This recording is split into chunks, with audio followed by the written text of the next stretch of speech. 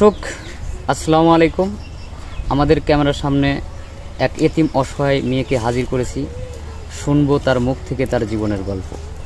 আপু আসসালামু আলাইকুম, কেমন আছেন? ওয়ালাইকুম আসসালাম। আপু আপনার বয়স কত?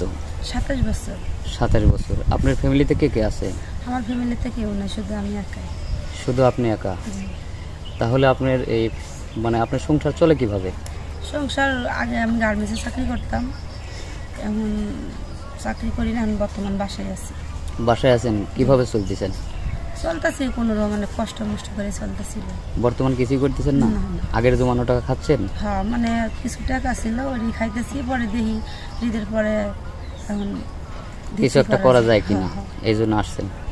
আচ্ছা, এখন আমাদের এই ক্যামেরার সামনে আসার উদ্দেশ্যটা কি?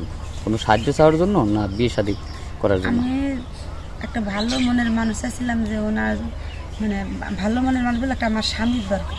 আচ্ছা, আপনি ভালো মনের মানুষ বুঝবেন কেন? এত বড় একটা দুনিয়ায় ভালো মানুষ খোঁজা তো খুব টাফ, তো কিভাবে বুঝবেন? কথা আছে না, আল্লাহর দুনিয়ায় পাওয়া যেতে পারে, বুঝেন না? যাই হোক, কথাবার্তা বললে আপনি বুঝতে পারবেন যে ভালো মানুষ। আপনি মুসলমান না? জি, আমি মুসলমান। 5 ওয়াক্ত নামাজ কালাম পড়েন? জি। আচ্ছা, যদি আপনার কথা শুনে যদি কোনো প্রবাসী ভাই হয়তো বিদেশ থেকে আসছে, কর্মব্যস্ততায় সে বিয়ে শাদী করতে পারে নাই, 40-45 বছর বয়স হয়ে গেছে, এমন একজন ব্যক্তি যদি আপনাকে বিয়ে করতে চায়, তাহলে কি আপনি করবেন? জি, তাতে আমি রাজি আছি। রাজি আছেন না? তো আপনার বয়স 27, আপনি এখনো ইয়ং একটা মেয়ে, যুবতী একটা মেয়ে, তো 45 বছর লোককে বিয়ে করবেন? একটা কথা আছে না, খালি বয়স হলেই তো সবকিছু না। তার এখন বর্তমান দেখা যেতেছে যে 40-50 বছরেও মানুষের সাথে 18-19 বছরের মেয়েরও বিয়ে হয়। সে যদি তাকে চালাতে পারে, তার দায়িত্ব নিতে পারে, এটাই তো। যাই হোক, আপনার কথা শুনে আমার খুব ভালো লাগলো। আপনি কাজকর্ম সবই করতে পারেন তো নাকি? হ্যাঁ, আল্লাহর আশীর্বাদে কাজকর্ম সব পারি। আচ্ছা, আরেকটা প্রশ্ন আছে আমার।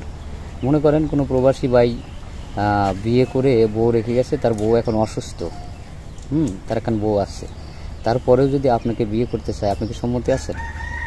তার ফ্যামিলিতে যদি সমস্যা না হয়, তার বউ যদি অনুমতি দেয়, তাহলে আমি রাজি আছি। ওটাতে আমি কোনো সমস্যা নেই। তাহলে আপনি রাজি আছেন, কোনো সমস্যা নাই? না না। আচ্ছা, ঠিক আছে, বুঝতে পারছি। শুধু একটা ভালো মনের মানুষ আপনার দরকার। সুপ্রিয় দর্শক, শুনলেন মেয়েটার কথা। আসলে 2-1 মিনিটের মধ্যে তো তার জীবনের গল্প শোনা যায় না, অনেক সময়ের দরকার। সেই সময়টা আসলে আমাদের হাতে নাই। যাই হোক, যদি কোনো ভাই এই এতিম মেয়ের মুখের দিকে তাকিয়ে যদি তাকে নিতে চান বা তার দায়িত্ব নিতে চান, হ্যাঁ, তাহলে আচ্ছা আপা, আরেকটা প্রশ্ন, কেউ যদি দায়িত্ব নিতে চায়, আপনাকে পাবে কিভাবে? আপনাদের সাথে যোগাযোগ করলে। আপনার কোনো ফোন নাম্বার নাই? না, আমার কোনো মোবাইল নেই।